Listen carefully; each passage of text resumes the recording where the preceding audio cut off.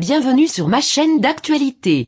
Ici vous aurez toutes les informations, sur tout ce qui se passe dans notre monde, les dernières actualités et celles du moment. N'hésitez pas à vous abonner, et à activer la cloche de notification pour ne rater aucune des prochaines vidéos. La Russie, annonçant la résiliation anticipée des pouvoirs au sein du Conseil des droits de l'homme de l'ONU, n'a pas permis la défaite de ses droits dans la poursuite des travaux de cette organisation, a déclaré le vice-ministre des Affaires étrangères Sergueï Verchinin.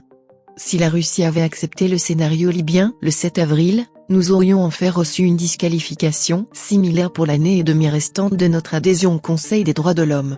Rôle de spectateur silencieux, rien de plus, a déclaré le diplomate.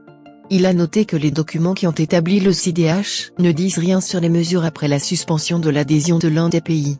Le vice-ministre a rappelé qu'en 2011 le Conseil avait suspendu l'adhésion de la Libye, la Tripoli officielle était alors privée de tout pouvoir, droit de participer à la prise de décision et de voter, de s'exprimer sur les points de l'ordre du jour, de préparer et de diffuser toute déclaration.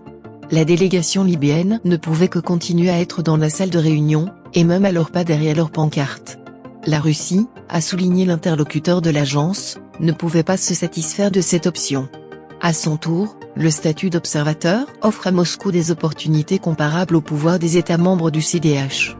Nous continuerons à présenter nos initiatives, à participer au processus de négociation sur les projets de résolution, à prononcer des discours et des déclarations.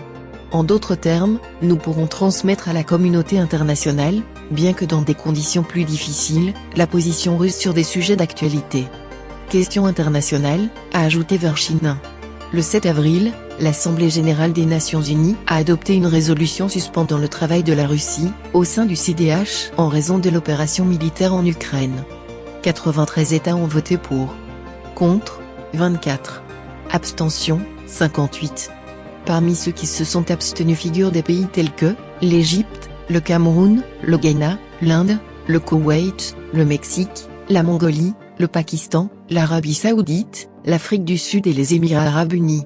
Le porte-parole présidentiel Dmitry Peskov a déclaré qu'une telle action n'apporte aucune valeur ajoutée au Conseil lui-même, et la porte-parole du ministère des Affaires étrangères Maria Zakharova a qualifié le désir d'annuler l'adhésion de la Russie au Conseil des droits de l'homme de l'ONU de tentative d'influencer Moscou pour une politique indépendante.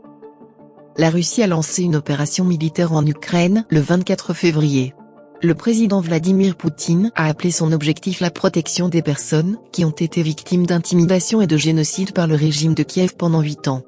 Pour cela, selon lui, il est prévu de procéder à la démilitarisation et la dénazification de l'Ukraine, de traduire en justice tous les criminels de guerre responsables de crimes sanglants contre des civils, dans le Donbass. Selon le ministère de la Défense, les forces armées ne frappent que les infrastructures militaires et les troupes ukrainiennes et, au 25 mars, elles ont accompli les tâches principales de la première étape, elles ont considérablement réduit le potentiel de combat de l'Ukraine. Merci d'avoir regardé cette vidéo. N'oubliez pas de mettre un like, partager. À bientôt pour une nouvelle vidéo.